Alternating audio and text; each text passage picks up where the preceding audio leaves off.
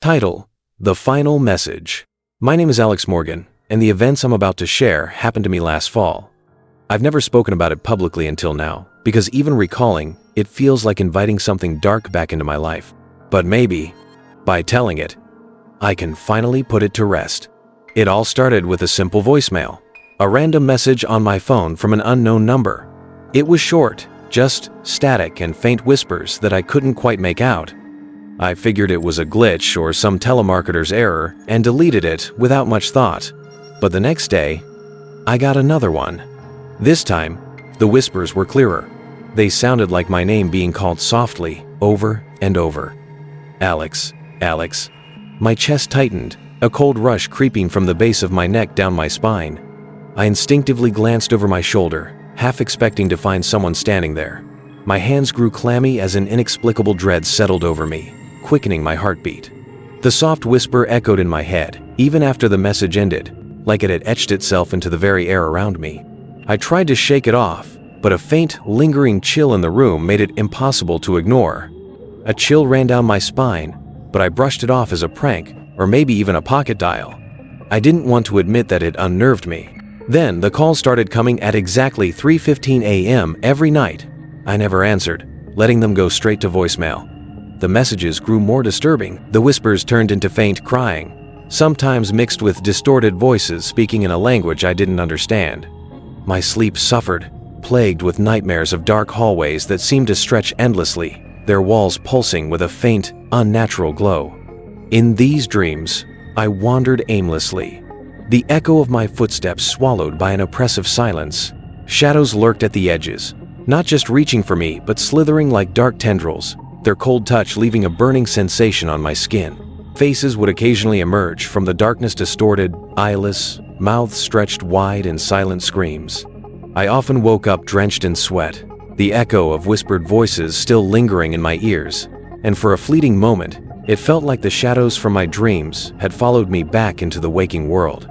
In the mornings, I often found small, unexplained scratches on my arms, as if I'd been clawed by invisible fingers while I slept. I started noticing that my reflection lingered a moment too long after I'd turned away, like it was hesitating before following me. One night, curiosity got the better of me. I answered.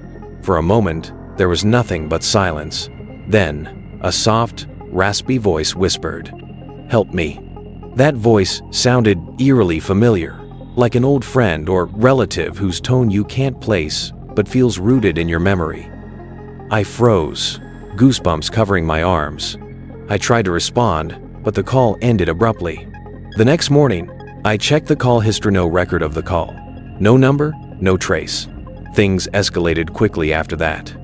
Lights in my apartment flickered without reason. Objects moved slightly from where I left them, and I often felt like someone was standing right behind me.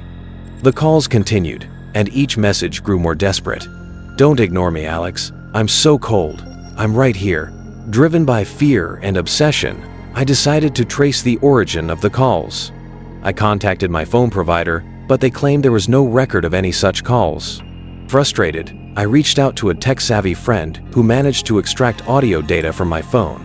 He found something chilling hidden in the background of the messages, a faint, rhythmic knocking sound. It was in sets of 3. That night, while trying to sleep, I heard it again, not from my phone, but from inside my apartment. 3 soft knocks. I lay frozen in bed, my heart racing. The knocking grew louder, moving from the front door to the walls, then to the closet.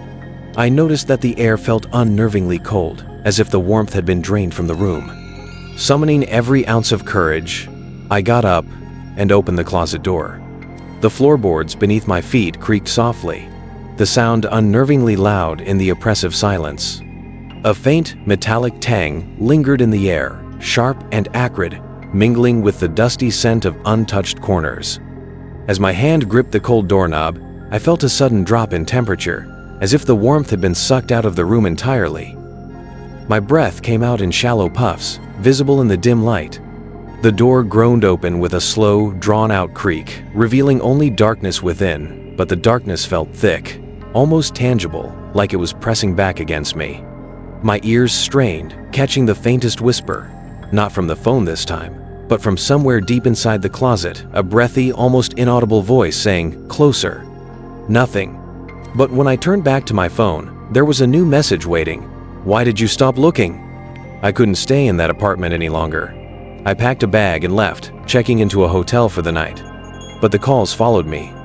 I started noticing reflections, acting strangely mirrors, showing shadows that weren't there, or my reflection staring back with an expression I wasn't making.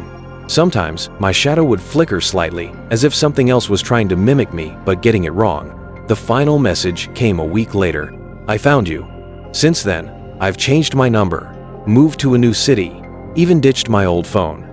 But sometimes late at night, I hear my phone vibrate even when it's off. And when I check, no missed calls.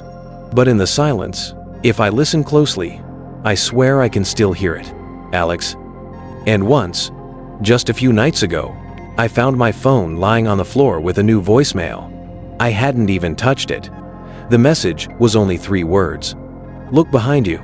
My breath hitched, heart pounding so violently I could hear it in my ears. My hand trembled as I held the phone, the screen dimming slightly in the dark room.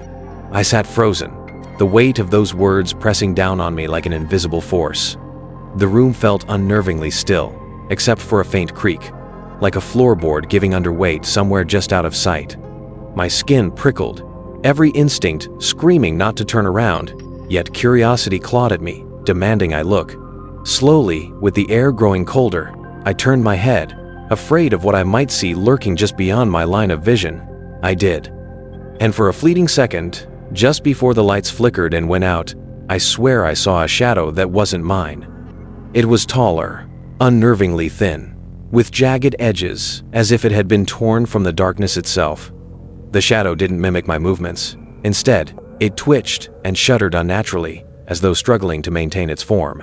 Its head tilted slightly, too far to be human, and for the briefest moment, I thought I saw faint, hollow eyes glowing dimly within the void, watching me with an intensity that felt like ice pressing against my skin.